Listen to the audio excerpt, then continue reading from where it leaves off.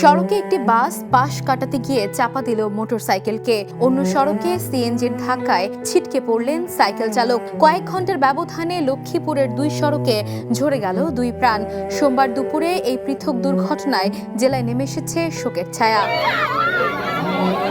প্রথম দুর্ঘটনাটি ঘটে লক্ষ্মীপুর সদর উপজেলার শাকচর ইউনিয়নের আবুলের গোজা এলাকায় লক্ষ্মীপুর মজু চৌধুরীর হাট সড়কে। নিহত রাকিব হোসেন শাকচর এলাকার মোহাম্মদ জাহাঙ্গীর আলমের ছেলে। পুলিশ ও প্রত্যক্ষদর্শীরা জানান, লক্ষ্মীপুর থেকে মজু চৌধুরীর হাটগামী একটি বাসের সামনে দ্রুত গতিতে মোটরসাইকেল চালাচ্ছিলেন রাকিব।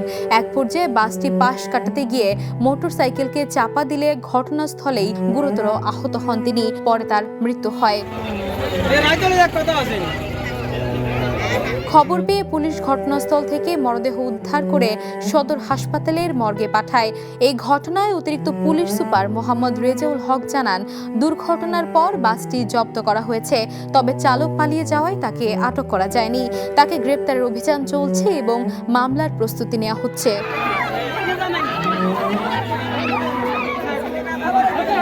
অন্যদিকে একই দিনে রায়পুর লক্ষ্মীপুর সড়কের রায়পুর মৎস্য প্রজনন ও প্রশিক্ষণ কেন্দ্রের সামনে আরেকটি দুর্ঘটনা ঘটে। নিহত আনোয়ার হোসেন রায়পুরের চরপাতা এলাকার বাসিন্দা এবং পেশায় টিউবওয়েল মিস্ত্রি। তিনি বাইসাইকেল চালিয়ে যাওয়ার সময় একটি সিএনজি চালিত অটোরিকশা তাকে ধাক্কা দেয়। গুরুতর আহত অবস্থায় তাকে উপজেলা স্বাস্থ্য কমপ্লেক্সে নেওয়া হলে চিকিৎসক তাকে মৃত ঘোষণা করেন। রায়পুর থানার ভারপ্রাপ্ত কর্মকর্তা শাহিন মিয়া জানান, দুর্ঘটনার বিষয়ে আইনগত ব্যবস্থা নেওয়া হচ্ছে। একই দিনে দুই সড়ক দুর্ঘটনায় দুই পরিবার উপার্জনক্ষম সদস্যদের মৃত্যুতে এলাকায় শোকের ছায়া নেমে এসেছে।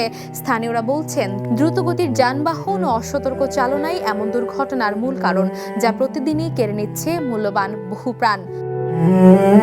Desk report, the news.